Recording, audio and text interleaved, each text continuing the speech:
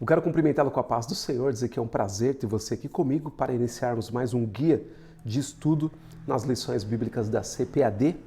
Dessa vez a gente vai estudar a lição de número 12, a bondade de Deus em nos atender dentro dessa importante lição que já está chegando no finzinho dela, mas o ensino que ela traz é tão prático que a gente pode guardar isso para as nossas vidas, para ser aplicado no nosso dia a dia, sobre os valores do reino de Deus, a relevância do Sermão do Monte para a Igreja de Cristo. Lição 12, a bondade de Deus em nos atender.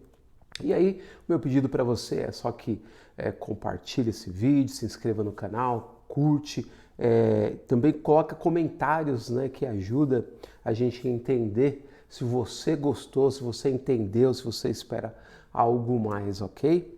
E aí o material você pode baixar gratuitamente, tá bom? E usar da maneira que você achar melhor. O textuário dessa lição diz o seguinte: se vós, pois, sendo maus, sabeis dar boas coisas aos vossos filhos, quanto mais vosso Pai que estás nos céus dará bens aos que lhes pedirem. Mateus 7:11. E a verdade prática, Deus é um Pai amoroso que concede aos seus filhos aquilo que realmente é bom para eles. E aqui a gente tem que tomar cuidado para não fazer uma confusão, isolar o texto e achar que Deus dá tudo aquilo que nós queremos, né? E às vezes que nós entendemos que precisamos. Às vezes o Senhor permite, ou muitas vezes o Senhor permite, a gente não ter aquilo que a gente quer. Nós não sabemos o porquê, nós não temos condições de expressar a resposta, mas nós confiamos no Senhor, ficamos debaixo da sua vontade. É isso que é importante, entender a vontade do Senhor e fazê-la em todo o tempo. Se Ele quiser dar, Ele vai dar. Se Ele não quiser dar, Ele não dará. Como João disse, que se nós pedirmos alguma coisa segundo a vontade de Deus, Ele nos concede. Então a gente precisa entender muito bem isso com clareza para não confundir as coisas e se decepcionar. A introdução diz: nesta lição aprenderemos que Deus é bom e que Ele ouve as nossas petições, suprindo todas as nossas necessidades. Pedi e dar-se-vos-á, buscai e encontrareis, batei e abrir-se-vos-á. Veremos também que aqueles que entraram pela porta estreita conseguem viver segundo os preceitos de Deus propostos por Cristo no Sermão do Monte. O Senhor é bom e aqueles que têm uma vida de comunhão com Ele e procuram viver cheios do Espírito Santo, examinando a palavra, não serão jamais enganados pelos falsos profetas, né? E aqui ele faz uma junção de coisas, falando de falso profeta no sentido de pessoas que usam a palavra de Deus para falar, ó, tá aqui, ó, você pode ter tudo que você quiser. É só você crer, a fé vai alcançar, como se fosse a fé na fé e não a fé em Deus. A gente pode olhar, por exemplo, para profetas como Jeremias, que estavam completamente envolvidos na obra de Deus, eram completamente obedientes, e nem por isso foram privados de situações que eles mesmos não queriam passar, como Jó, por exemplo, e tantos outros homens de Deus, como João Batista, que foi degolado, talvez esperasse que tivesse um ministério bem frutífero e longínquo. Não, o ministério dele acabou muito cedo, talvez foi um ministério de 6 meses, não sei, um tempo bem restrito, até que Jesus aparecesse no cenário para ele continuar aquilo que João Batista tinha anunciado e ser cumprido na própria pessoa de Jesus. Então a gente tem Tiago, por exemplo, né, que foi aprisionado e foi morto, enquanto Pedro foi solto.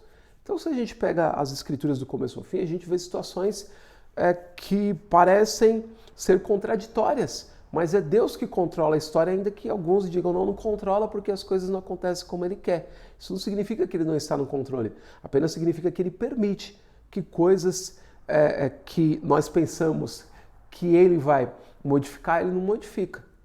E outras que a gente pensa que Ele não vai modificar, Ele modifica. Então Ele trabalha como Ele quer. Ele é o dono da história, Ele é o dono do mundo, Ele é o dono das nossas vidas, a gente precisa entender isso. A leitura bíblica em classe está em Mateus, no capítulo 7, do versículo 7 ao versículo 20. Aí aqui, nesse próximo slide, eu apresento a estrutura da lição, tá bom? Você dá uma pausa aqui e faz essa leitura de cada um dos tópicos, dos subtópicos, para você entender qual que vai ser a perspectiva do comentarista dentro da lição. Depois você vai para o próximo slide, aqui estão todas as referências bíblicas que ele vai usar. Você pega, lê primeiro essas referências, faz a marcação na sua própria Bíblia, porque depois a revista vai embora, mas a sua Bíblia continua. E você tiver feito a marcação, você consegue recobrar o assunto e aproveitar alguma coisa dele, tá bom? E aí, a conclusão da lição diz o seguinte: a Bíblia revela que Deus é bom e que ele partilha da sua benignidade com suas criaturas, cuidando delas, quer sejam boas, quer sejam más. Ele não somente providencia as coisas materiais para nós, mas em especial a nossa salvação. A salvação é resultado da graça e do amor do Pai. João 3,16, porque Deus amou o mundo de tal maneira que deu o seu Filho unigênito, para que todo aquele que nele crê não pereça, mas tenha a vida eterna.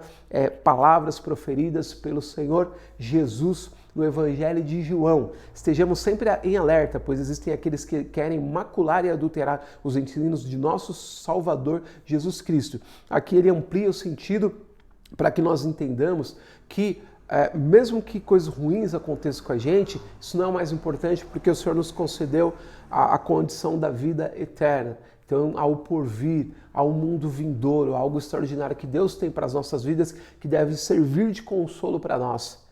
Para todos nós que servimos a Ele, para todos nós que perdemos algum ente querido, alguma pessoa que a gente tinha estima ou não, e que se foi, e que a gente fica pensando, né, sobre a existência, mas para Deus ela é transcendente, ela ultrapassa essa realidade existencial que a gente tem e ela atinge a vida eterna. Então é isso que a gente tem que ter no coração, sabendo que Deus sabe o que é melhor para nós. Espero ter contribuído de alguma forma para você desenvolver o assunto da lição, tá? Para você expandir, entender melhor, aplicar na sua vida, ensinar outras pessoas, consolar a outros e ser consolado também. Se Deus quiser, nós nos veremos na próxima aula, a última aula desse trimestre.